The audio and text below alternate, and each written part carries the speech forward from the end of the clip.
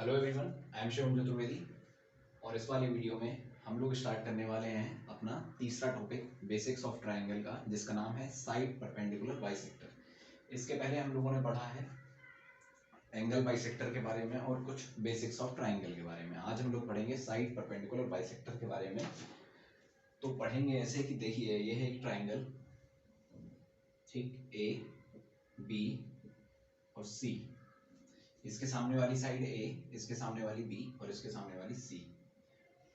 तो side perpendicular bisector वो line होती है जो सामने वाली साइड को, यानी कि जिस साइड को परपेंडिकुलरली बाइसेक्ट कर दे, साइड को परपेंडिकुलरली बाइसेक्ट कर दे, यानी कि इस साइड का ये हिस्सा और ये हिस्सा हो बराबर, और जो लाइन इसको 90 और 90 यानी कि जो परपेंडिकुलर वो लाइन जो एक साइड को परपेंडिकुलरली यानी कि 90-90 का कोण बनाते हुए बाइसेक्ट यानी कि दो भागों में विभाजित कर दे, उसको हम कहेंगे साइड परपेंडिकुलर बाइसेक्टर। ठीक, ये हो गई, और यहां से ये हो गई और यहां से ये हो गई।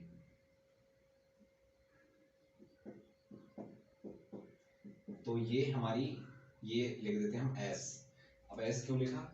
एस होता है सर्कम सेंटर। एस क्या होता है? एस होता है हमारा सर्कम सेंटर। क्यों इसे हम सर्कम सेंटर कह रहे हैं? क्योंकि जब हम एस को सेंटर मानते हुए एक सर्कल खींचेंगे तो वो सर्कल इस ट्रायंगल के तीनों वर्टेक्स को टच करता हुआ निकलेगा। साइड्स को नहीं टच करेगा, वर्टेक्स को टच करेगा। ठीक, अब जब वर्टेक्स को टच करेगा तो ये वाली लाइन ऐसी, ये वाली ऐसी और ये वाली ऐसी यदि हम मिला दें तो ये इसकी रेडियस हो जाएगी ना, ये हो जाएगी इसकी रेडियस, जिसको हम डिनोट करेंगे कैपिटल आर से। अब हमारा पहला ही पार्ट आता है कि इसको हम प्रूव करके दिखाएं। पहले ही पार्ट में क्या प्रूव करना है हमें कि ये रेडियस है। अब ये रेडियस कैसे पता चलेगी? क्योंकि इसको, इसको और इसको जब तीनों को टच करेंगी तो हम इस लाइन को, इस लाइन को, इस लाइन को, इस लाइन को और इस लाइन को रेडियस कह सकते हैं। ठीक, या फिर हम प्रूव करते हैं कि ये तीनों चीजें, ये दोनों इक्वल हैं, ये दोनों इक्वल हैं, ये दोनों इक्वल हैं। तो अभी हम ये वाला ट्रायंगल ले लेते हैं, कौन सा? ये बी एस सी, और इसको मैं मान लेता हूँ डी। तो यदि मैं यहाँ पर ये वाला ट्रायंगल फिर से बनाऊँ, बी एस सी डी, ठीक, यहाँ पर ये 90-90 का एंगल बन रहा है, इसको बी, ये है डी, ये है सी और ये है एस।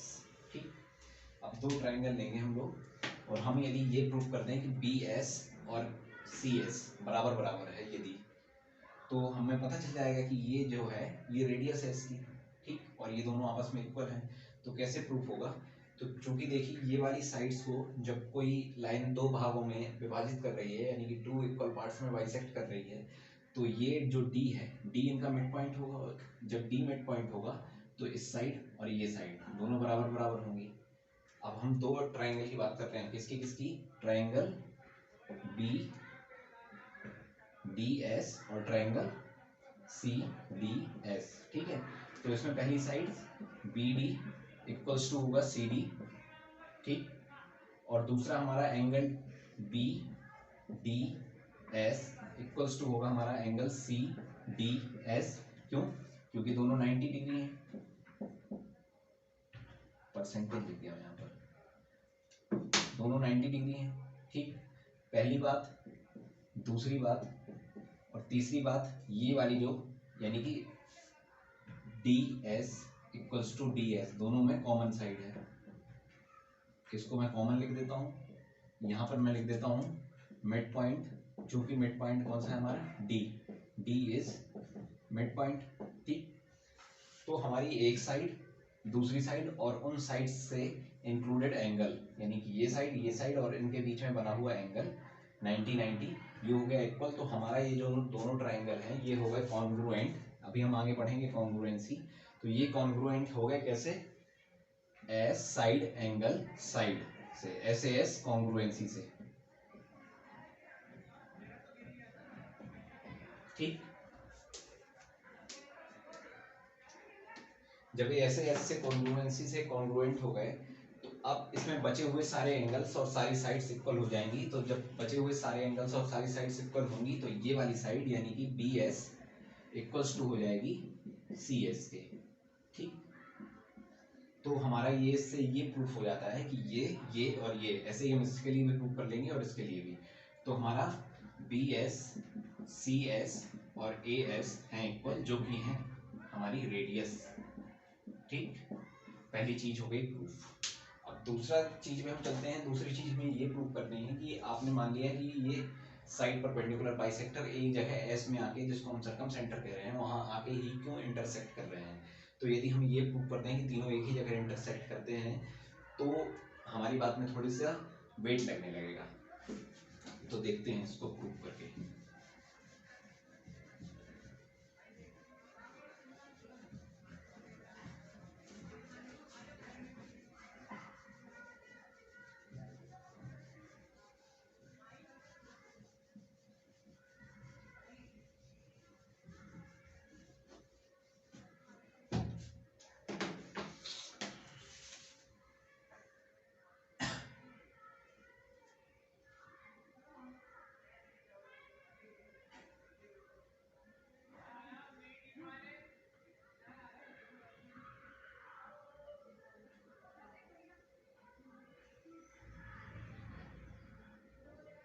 ये हो गई हमारी रेडियस तीनों, ये है एस। ठीक है, अब मान लीजिए हमने इसको यहाँ से ऐसा खींचा, ये परपेंडिकुलरली बाइसेक्ट हो गया। यहाँ से इसको ऐसा डाला, ये यहाँ पर ये परपेंडिकुलरली बाइसेक्ट हो गया। और हमने एस को, ये है ए, ये है बी, ये है सी, ये है डी, ये है ई, और हाँ ठीक है। अब यदि हम इसको यहाँ से ऐसा मिला दें, किसको, एफ को, तो एफ हमने कहाँ पे, ये एफ से एस की तरफ कहाँ खींचना है, मान लिया हमने। यदि हम इसको ये प्रूव कर दें, ये हो गया हमारा सर्कल। ठीक, अब यदि हम ये प्रूव कर दें, ये हमने यहाँ से मिड पॉइंट से मान लीजिए कि एस से लाइन खींची, एस से एफ को जो मिलाया हमने, तो एफ हमने ऐसा कुछ खींचा कि एफ, सबसे पहले तो हमने इस वाली साइड का मिड पॉइंट ले लिया जो कि है एफ। ठीक, और एफ को कहीं भी है, एस यहाँ है, यहाँ है, यहाँ है, यहाँ है, यहाँ है, यहाँ कहीं भी है, हमारे केस में यहाँ है। तो यहाँ से हमने एफ को मिला दिया। हमने मिड पॉइंट से एफ को, मतलब मिड पॉइंट से मिड पॉइंट लिया किसका, ए और बी का, जिसका नाम लिया हमने एफ, और एफ को हमने सर्कम सेंटर से मिला दिया। अब यदि हम इसको 90-90 डिग्री प्रूव कर दें, ये 90 और ये 90, यानी कि ये 90, कौन सा 90, एंगल ए एफ एस और angle B F S equals to 90 यदि हो जाए, तो हम कह सकते हैं कि जो हमारा सर्कम सेंटर है, यही तीनों का इंटरसेक्टिंग पॉइंट है, तीनों साइड परपेंडिकुलर बाइसेक्टर का। तो देखते हैं हम लोग, एक लेते हैं हम लोग ट्राइंगल, कौन सा, ए एफ एस, और दूसरा हम ट्राइंगल लेते हैं बी एफ एस। दूसरा ट्राइंगल लेते हैं हम लोग बी एफ एस। तो देखिए, ये साइड और ये साइड दोनों क्या है, रेडियस है। तो हम लिख सकते हैं कि B S equals to A S, ये क्या है, रेडियस है, जो कि है इक्वल, तो होंगी इक्वल। ठीक, दूसरा O S, oh I am sorry, O F, O, और अरे यार सॉरी, ओ नहीं, ये हमारा एस है, एस। आप लोग भी कंफ्यूज हो जाएंगे कि ओ कहाँ से आ गया। तो S F equals to S F, ये हो गई हमारी कॉमन साइड। ठीक, तो ये वाली, ये कॉमन हो गई। अब ये वाली देखिए, जो कि हमने मिड पॉइंट से ही मिलाया है, तो ए एफ इक्वल्स टू होगा बी एफ। क्यों, क्योंकि एफ है हमारा मिड पॉइंट। ठीक, एफ हमारा मिड पॉइंट है, तो ये साइड, ये साइड और ये साइड, तो ये हमारे ट्राइंगल हो गए किससे, कॉन्ग्रुएंट हो गए, एस एस एस, यानी कि साइड साइड साइड कॉन्ग्रुएंसी से। अब बचे हुए सारे एंगल्स हो जाएंगे इसमें इक्वल। तो जब बचे हुए सारे एंगल्स हो जाएंगे इक्वल, तो एंगल ए एफ एस और angle B F S will become equal. ठीक है, जब दोनों इक्वल हो जाएंगे, और चूंकि एक ही स्ट्रेट लाइन पर खिंचे हुए हैं, तो एक स्ट्रेट लाइन पर बने हुए एंगल्स का कुल सम कितना होता है, टोटल 180 डिग्री। तो क्या मैं ये लिख सकता हूँ कि angle A F S plus angle B F S equals to 180, तो 2, और चूंकि ए एफ एस को मैं बी एफ एस लिख सकता हूँ, तो 2 एंगल ए एफ एस या 2 एंगल और 2 angle B F S equals to 180, 2 जाएगा यहाँ की डिवाइड में, तो एंगल ए एफ एस या एंगल बी एफ एस हो जाएंगे हमारे किसके 90 डिग्री के इक्वल, और 90 डिग्री के इक्वल यानी कि ये हमारा हो जाएगा परपेंडिकुलर, साइड परपेंडिकुलर बाइसेक्टर। ठीक है, तो दोनों चीजें हमने आपको जो साइड परपेंडिकुलर बाइसेक्टर के बारे में बताया उसको हमने कर दिया है प्रूफ। अब चलते हैं हम लोग पहले कंक्लूजन की तरफ, जो जिससे आते हैं सवाल।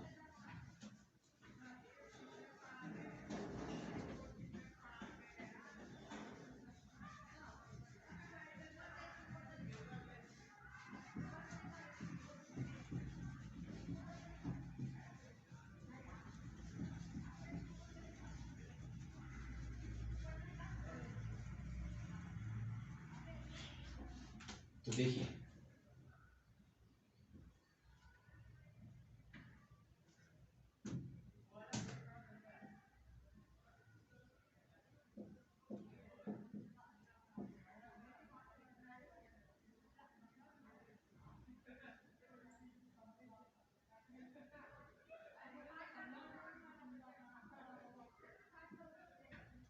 ठीक है, ये हो गया हमारा साइड परपेंडिकुलर बाइसेक्टर वाला डायग्राम, इसको हम ले लेते हैं एस। तो यदि अब आपसे कोई कहे कि एंगल किसकी, एंगल ए एस सी की वैल्यू बता दो, तो वो होगी क्या 2 एंगल बी, अभी हम इसको प्रूव करके दिखाएंगे। एंगल बी एस सी की वैल्यू, बी एस सी यानी कि ये वाले की वैल्यू होगी 2 ऑफ एंगल ए, और ये angle C S A, angle C S A की वैल्यू होगी 2 ऑफ एंगल ये वाला बी यानी कि उसके सामने वाले एंगल बी। ये हो गया आपका कंक्लूजन, जिससे बेस पर आएंगे आपके सवाल। ठीक, और अब हम करते हैं इसको प्रूफ। ठीक है, तो इसको प्रूव करने के लिए दोबारा से एक ट्रायंगल बना लेता हूं मैं।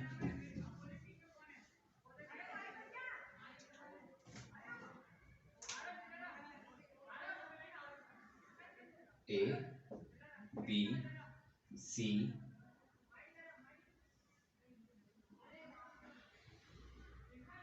अभी इसको ऐसे ही रहने देते हैं, आगे बढ़ाएंगे तो थोड़ा सा कॉम्प्लिकेटेड हो जाएगा। ठीक, हमें देखिए क्या पता है, हमें पता है कि ये रेडियस है, ये रेडियस है और ये रेडियस है। जब ये रेडियस है और हमने आइसोसेलेस ट्रायंगल में पढ़ा है कि जब आमने सामने की दो भुजाएं यानी कि दो साइड्स जब इक्वल होती हैं तो उनके आमने सामने का एंगल्स भी इक्वल होगा। तो इसके सामने का एंगल कौन सा है, ये, और इसके सामने का एंगल कौन सा है, ये।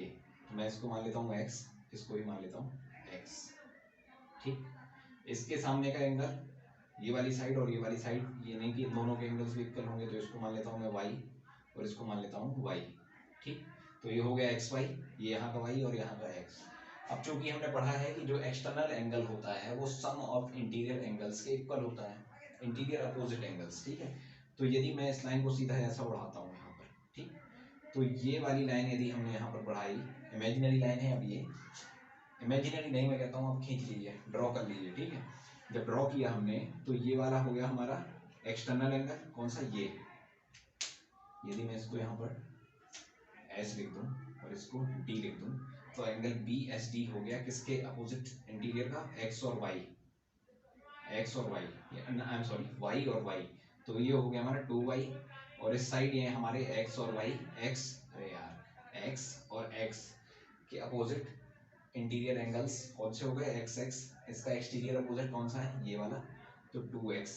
तो अब देखिए इसकी वैल्यू कितनी है, इसकी वैल्यू है, एंगल ए की वैल्यू है हमारी x प्लस वाई, और एंगल बी एस सी की वैल्यू कितनी है हमारी 2x प्लस 2y, इसको 2 को लिया कॉमन तो 2x प्लस वाई। अब देखिए angle A equals to X plus Y और angle B S C equals to 2 into X plus Y. क्या मैं इसको यहाँ पर 2 इंटू एंगल ए लिख सकता हूँ, और क्या मैं यहाँ पर यही कहने की कोशिश कर रहा हूँ, हाँ यहाँ पर। ठीक, ऐसे ही हम लोग बाकी के दो भी प्रूव कर सकते हैं। अब आपसे यदि कोई ऐसा क्वेश्चन पूछ ले, ये मैंने आपको प्रूव करा दिया, प्रूफ इसीलिए कराया है ताकि आप डेप्थ में जाएं और आपका इंटरेस्ट बढ़े मैथ में। थोड़ा सा प्रूफ देखते हैं तो रटना कम लगता है।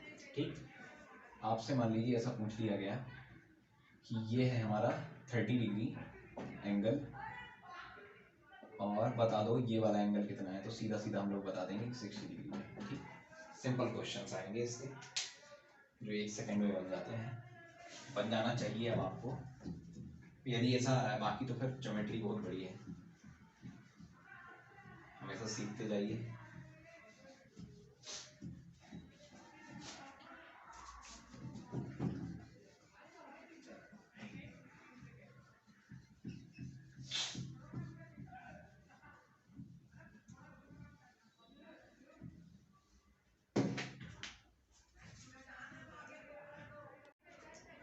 अब जो हम लोग चौथे कंक्लूजन पर चलेंगे, चौथा कंक्लूजन हमारा क्या है कि यदि साइड परपेंडिकुलर बाइसेक्टर आपको दे दिया गया, साइड परपेंडिकुलर बाइसेक्टर की हमें रेडियस पता है। रेडियस कौन सी थी? रेडियस भैया ये वाली थी, ये खींचा हमने ट्राइंगल, ये क्यों है ये रेडियस? ये इस वाले एंगल सर्कल खींचती है, सर्कल खींचती है, इसलिए ये है रेडियस। रेडियस को हम कैसे डिनोट करते हैं? आर से।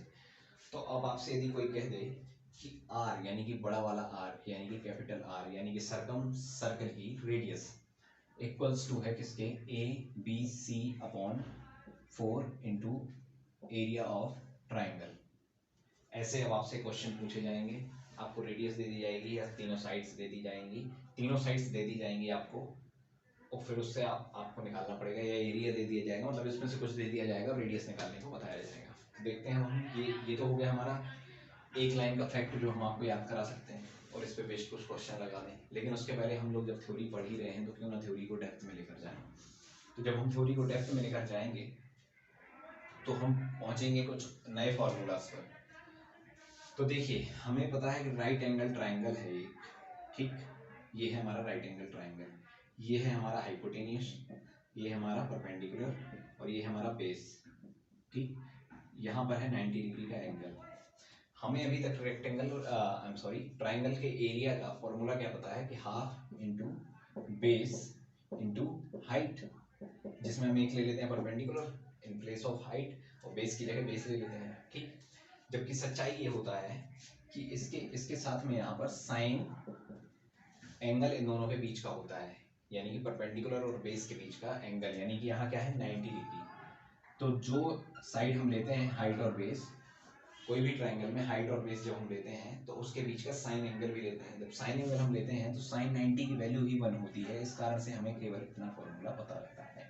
ठीक, अब लेकिन इस वाले केस में ऐसा नहीं। इस वाले केस में कैसा है?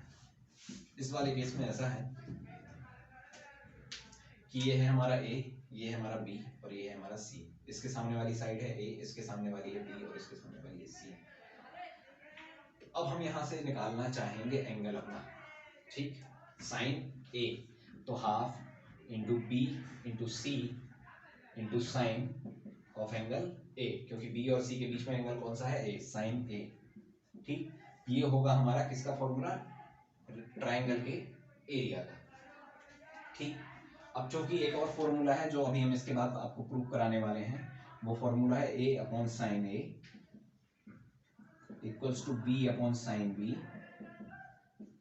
Equals to C upon sine C equals to 2r, यदि सर्कम सर्कल की बात हो रही है। तो ये साइन ए की वैल्यू यदि हम साइन ए को उस तरफ ले जाएं और 2r को यहाँ नीचे ले आए तो क्या होगा?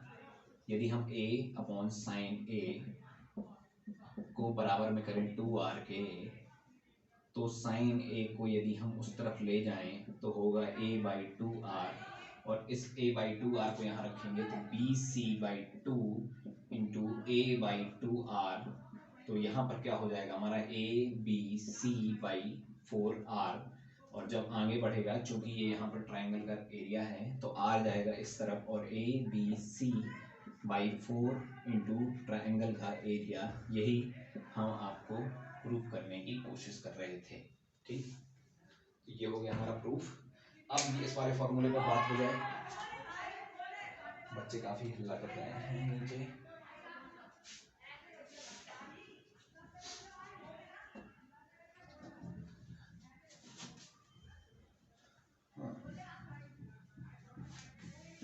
I'm sorry for the noise that is creating outside. तो देखिए जब हम लोग पढ़ रहे थे क्या कि R equals to ABC upon 4 of triangle का एरिया, ठीक। तो इस समय हमने एक फॉर्मूले का यूज किया था जिसमें हमने कहा था कि A upon sine A equals to B upon sine B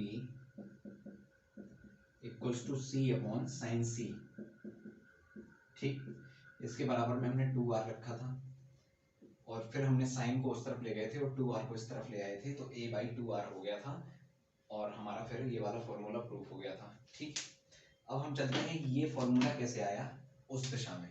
तो एक बनाते हैं ट्राइंगल ऐसा, A B C, A के सामने वाली भुजा A, B के सामने वाली B और C के सामने वाली C।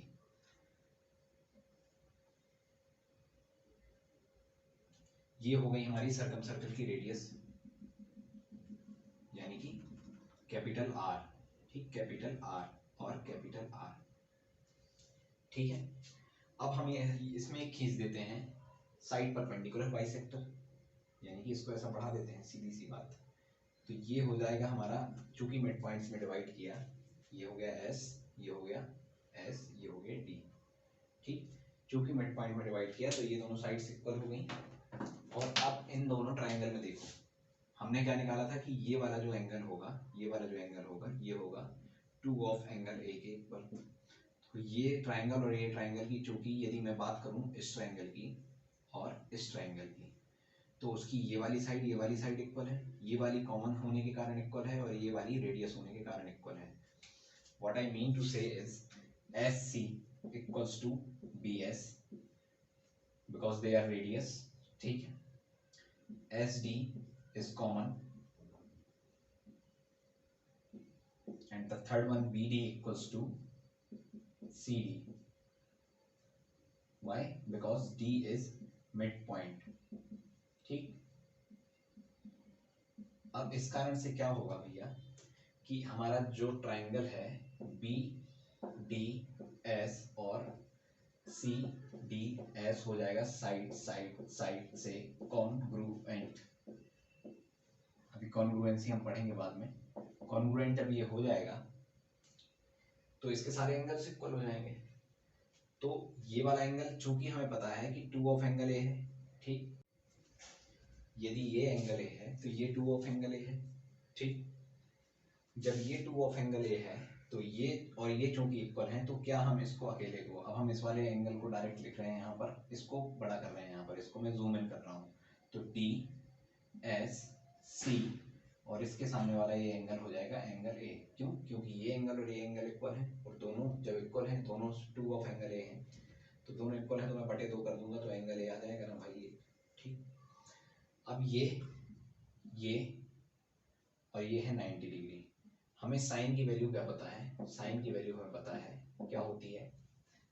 साइन की वैल्यू हमने पढ़ा है ट्रिग्नोमेट्री में, कुछ यदि याद हो आपको तो साइन की वैल्यू छोड़िए, कुछ ऐसा फॉर्मूला याद होगा शायद, लाल बटे कक्का या ऐसा कुछ याद होगा, perpendicular base perpendicular upon hypotenuse base, PBPHHB। इसका एक और फुल फॉर्म होता है लेकिन उससे हो सकता है कि लोग ऑफेंड हो जाएं, तो मैं वो नहीं बताऊंगा, आप लोग समझ गए होंगे। Those who understand, okay. तो लाल बटे कक्का में जब हम जाएंगे तो साइन में जाएंगे, तो साइन की वैल्यू क्या होगी यहाँ पर, परपेंडिकुलर अपॉन हाइपोटेनियस। तो परपेंडिकुलर यहाँ पर क्या है, CD। कौन से ट्राइंगल की बात हो रही है यहाँ पर, DSC की, है ना। तो CD है हमारा परपेंडिकुलर और हाइपोटेनियस क्या है, CS इक्वल्स में हम यहाँ पर साइन ऑफ एंगल A लिख सकते हैं। तो साइन ऑफ एंगल A जब हम लिखेंगे तो CD की वैल्यू क्या है, CS क्या है हमारा, R नहीं, CD क्या है हमारा, ये A है यदि, तो A को जब हम दो भागों में विभाजित करेंगे तो A/2 होगा। तो A/2 अपॉन CS क्या है, R है, R equals to sine of angle A। अब ये 2 नीचे आएगा तो A/2 R equals to sine of angle A। अब साइन ऑफ एंगल A ऐसा आ जाएगा नीचे, तो A by sine A equals to 2R। and that's what I am trying to prove you in this formula and in this derivation. Okay,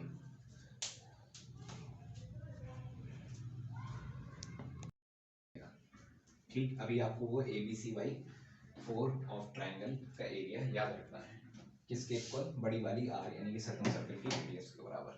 ठीक है, last conclusion में हम चलते हैं जिसका नाम है position of circum centre in different kind of triangles. पहला है हमारा एक्यूट, दूसरा है हमारा ऑब्ट्यूज, एक्यूट और दूसरा है हमारा ऑब्ट्यूज। राइट एंगल में हम बाद में बताएंगे, मतलब इसी वीडियो में बाद में बताएंगे, पहले इसका सिंपल सिंपल समझ लीजिए। ये हमारा एक्यूट, एक्यूट किसको कहते हैं, जिसमें तीनों एंगल्स में से कोई भी 90 ना हो। ठीक, तो ये भी 90 नहीं, ये भी 90 नहीं और ये भी 90 नहीं, तो इसका खींचा हमने ये, इसका खींचा हमने ये और इसका खींचा हमने ये। तो इसमें हमेशा क्या रहेगी, आपको याद रखना है कि inside the triangle circum centre is located. और इसमें क्या है, बना के देख लेना अपने मन से, ये और ये एक ट्राइंगल हमारा, एक एंगल इसमें 90 डिग्री से ज्यादा का रहता है। तो खींच के देखो भाई, सबसे पहले चलो मान लो इससे खींचा, एक इससे खींचा यहाँ निकल गया, इससे खींचा यहाँ निकल गया और इससे खींचा हमने तो यहाँ निकल गया, यानी कि इसमें आउटसाइड दी ट्राइंगल, किसमें, ऑब्ट्यूज से। आप ऑब्ट्यूज से ओ याद रखना, तो ऑब्ट्यूज से आउटसाइड, नहीं तो बना कर देख लेना, हमने आपको समझा तो दिया ही है, इतना रटने की जरूरत नहीं है, काम है हमारा। इससे आएगा भी कुछ नहीं, सिर्फ एक नंबर का कभी आ जाए भूले भटके कि एक्यूट में कहाँ होता है, ऑब्ट्यूज में कहाँ होता है, तो याद रखना, वैसे आता नहीं है। अब हम चलते हैं राइट एंगल ट्राइंगल में कि इसकी पोजीशन कहाँ होती है, राइट एंगल ट्राइंगल में कहाँ होती है इसकी पोजीशन। तो याद रखिएगा, ये हमने बनाया राइट एंगल ट्राइंगल,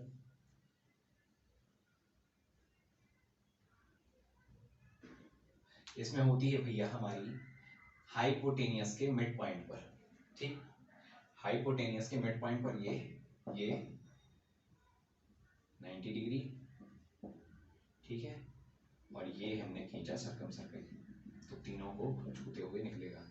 ये याद रखना कहाँ होती है, mid point of hypotenuse.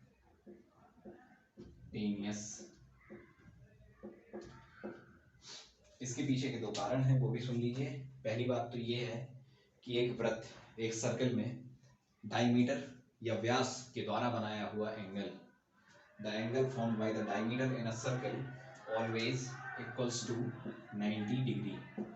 I am trying to say, if this is a circle and this is its diameter, this is its diameter, this is the center of circle, and when this diameter makes an angle in a circle anywhere in the circumference, here, here, or I can say here, so it is always equals to 90, 90 and 90. We will see this in detail when we will read the circle section of geometry. Okay, जब हम circle पढ़ेंगे तो जान जाएंगे कि एक व्यास के द्वारा परिधि पर बनाया हुआ कोण हमेशा 90 डिग्री का क्यों होता है। ठीक, दूसरा, जब हम आगे पढ़ेंगे, यही तो हम बता रहे हैं कि अब यही तो होता है ज्योमेट्री में कि हम चीज कुछ प्रूफ कर रहे हैं, उसके प्रूफ में उसको प्रूफ करने के लिए जिस चीज का बेस लगा रहे हैं वही हमें नहीं पता है, वो आगे चल के ज्योमेट्री में एक एक परतें खुलती जाएंगी। तो जब हम लोग मीडियन पढ़ेंगे, क्या पढ़ेंगे, मीडियन। मीडियन क्या होती है, अभी आप साइड परपेंडिकुलर बाइसेक्टर और मीडियन के बीच में डिफरेंस जान लीजिए कि साइड परपेंडिकुलर बाइसेक्टर साइड को दो भागों में काटता है और जहां काटता है वहां पर 90-90 डिग्री के एंगल बनाता है। ठीक है, मीडियन क्या करती है कि अब जरूरी नहीं है कि साइड परपेंडिकुलर बाइसेक्टर यहाँ से वर्टेक्स से ही निकले, मीडियन क्या करती है कि दो भागों में तो बांटती है लेकिन निकलती वर्टेक्स से, और जरूरी नहीं है कि 90 डिग्री का एंगल बने। ठीक, अभी हम मीडियन जब पढ़ेंगे तो डिटेल में एक बार फिर से हम इसको डिफरेंस आपको बता देंगे साइड परपेंडिकुलर बाइसेक्टर और मीडियन का। ठीक है, दूसरा है हमारा कि जो मीडियन हाइपोटेनियस से खींची जाती है, अब जब हाइपोटेनियस से खींची जाएगी तो definitely it will come from this vertex. Okay, अब जब हाइपोटेनियस से खींची हुई किसी भी राइट एंगल ट्राइंगल में, in any right angle triangle, किसी भी राइट एंगल ट्राइंगल में, किसी भी राइट एंगल ट्राइंगल में मीडियन पर खींची हुई हाइपोटेनियस पर जो मीडियन खींची जाती है, मीडियन में हम पढ़ लेंगे आराम से, अभी आप समझ बच लीजिए, मीडियन खींची जाती है तो उस मीडियन की जो लंबाई रहती है, मीडियन की जो लंबाई रहती है वो होती है किसके, हाइपोटेनियस के आधी। ठीक, तो अब इस हिसाब से ये और ये, ठीक है, यदि हम इसको डी बोले, इसको बोले बी, इसको बोले सी और इसको बोले ए। ठीक, तो अब आपसे पूछ सकता है बीडी की लेंथ बताओ, तो बीडी की लेंथ हमेशा होती है एसी की आधी।